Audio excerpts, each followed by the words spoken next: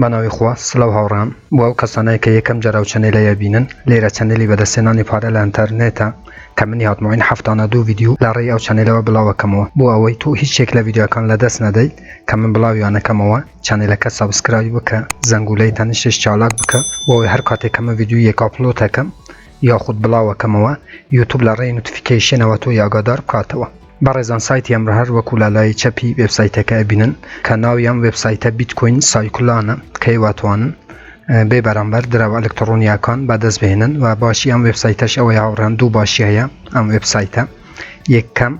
که درو الکترونیشی باشته ده و دو میشه و یک ایوا که مینیموم راکشانی پاره که زور کمه و تکاتی که و گشنه 50 سنتی زور به آسانی اتوان لم وبسایت درو کانتان رابکشن و تا زور باشم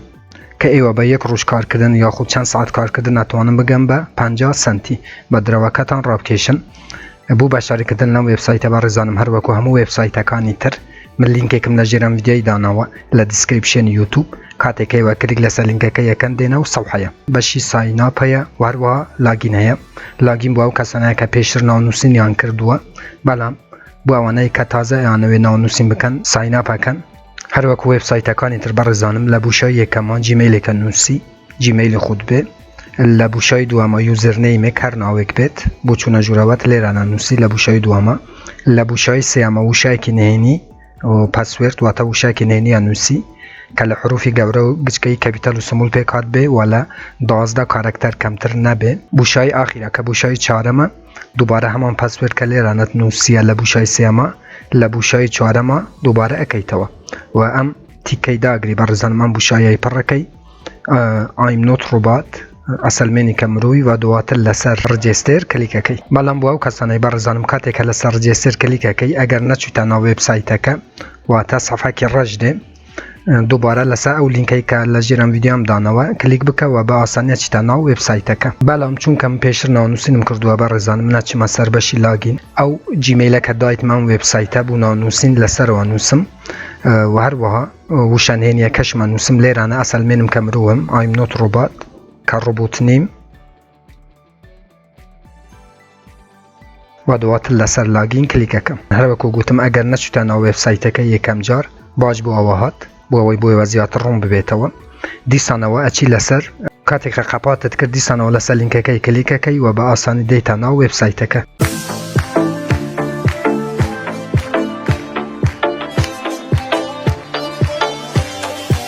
بله آوران کات یا نوام وبسایت هر وکو بینن لیرانه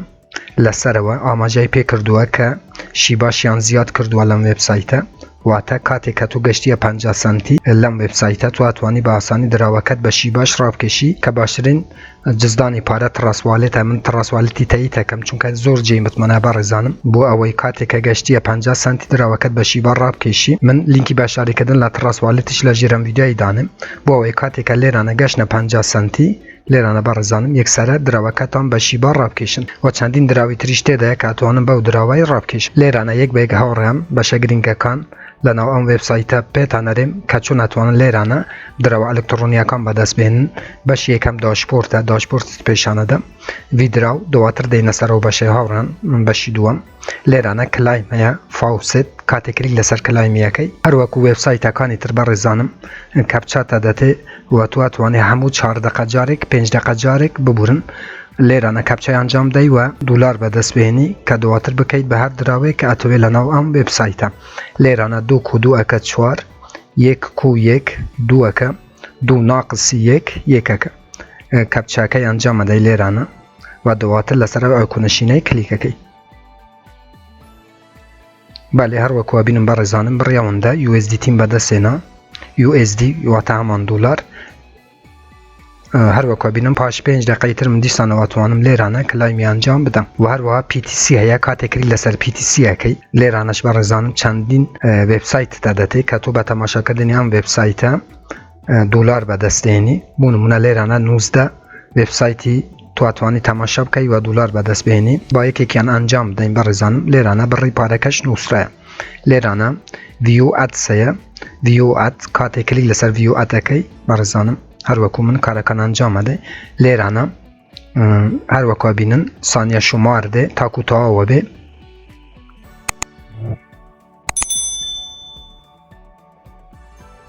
بله برزانم کاتی کسانی شمارکه تو بو لیرانه کپچا تدتی دیسانوان کپچا که انجام دی I'm not robot واتا اصل منی که مرووی و دواتر لسر ویریفای کلیک کی کاتی که کلیک کر برزانم تو اوی قپاته کی هر وکا بیدن لیرانه دولار که زیاد بو واتا زور باسانیه و اتوان لم ویبسایتی دولار بدست بهنن اوش باشی پیتیسیادز بو که یکی کم انجام ده و بو همویان هر بم شیویان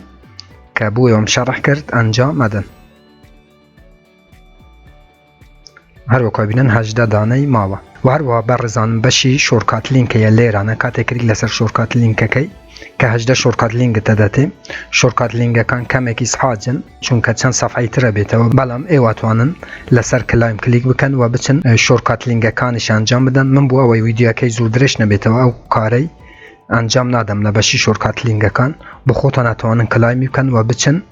لیرانش دولار بدست بهنن باشی تسکیه کاتی کلیک لسر تسکیه کی لیرانش چندین کار تداتی ترانسلیتی بکار بینن والا کارکان تیبگن کارکی انجام بدهی و لیرانش دولار بدست بهنی لباشی تسکا باشی آفر والسیم برزانم لیرانش که چندین باشی تر تداتی و تو اتوانی با کولامو بسیاره که بسیار تلیه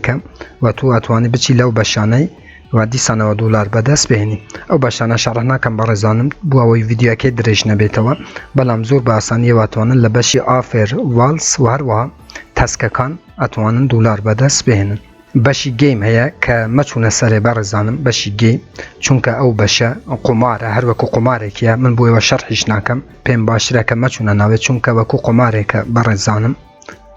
و هر وها باشکانی تر که بوی ما نابه واتا گرینگترین باش هاوران او سه باشه و هر وها باشی تسکو آفر والسکان که واتوانن دولار بدست بهن بو راکشانی پارالم ویبسایت برزانم باشه که تری گرینگ ویدراوه کاتی کلیک لسر ویدراویه که لیرانه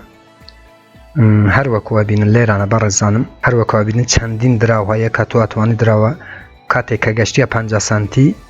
باو دراوی پارکت راب کشی بو نمونه شیبا شیه لیرانه کاتی که گشتی 50 سنتی لیرانه شیبای حلب شیری برزانم اسا پیتانه ری که اونده دولار چند شیبا اکم لیرانه بلام ابی بگیتا 50 سنتی کاتی که گشتی 50 سنتی لیرانه ادرسی شیباکت لیرانه دانی که لتراسوالیتی دینی لیرانه دانی و دواتر لسر ویدراو کلیکه کی که پارکه لیرانه یک سرچ تنو حساب بانکی تو که اویش تراسوالیتا و عدد شیبا لتراسوالیتا کت زیاده کم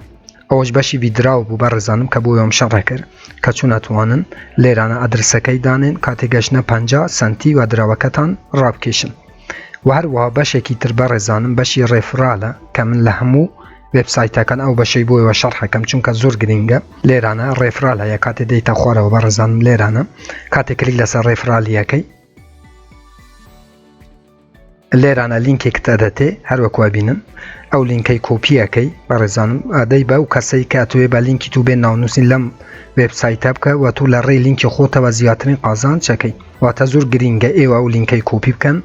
و بدن با او کسی که اتانوی بیت با لینکی و ناونوسین بکد و ای و لری لینک ریفرالی خودتانوش اتوان لم ویبسایتی قازانج بکن هموش تا گرینگه کن لنا آن ویبسایت بویم شرح کرد و از دانم که هموتان شارزان و چون اتوان لم ویبسایتانه کار بکن ایتر دینا کوتای ام ویدیوش هاوران سپاسیه و کم کتاکو حسابی نری ام ویدیویی بون هر رخنا کامن بسیاری کبوله جر ویدیویا لچنل یوتیوبون بنووسن من بچاوان جوابتان دما تا ویدیو اکیتر ویبسایت اکیتر اپ اکیتر و هر وافرکاری اکیتر هموتان بخوای گورس برم خواه یار و پنای ای و بیت خواتان لگل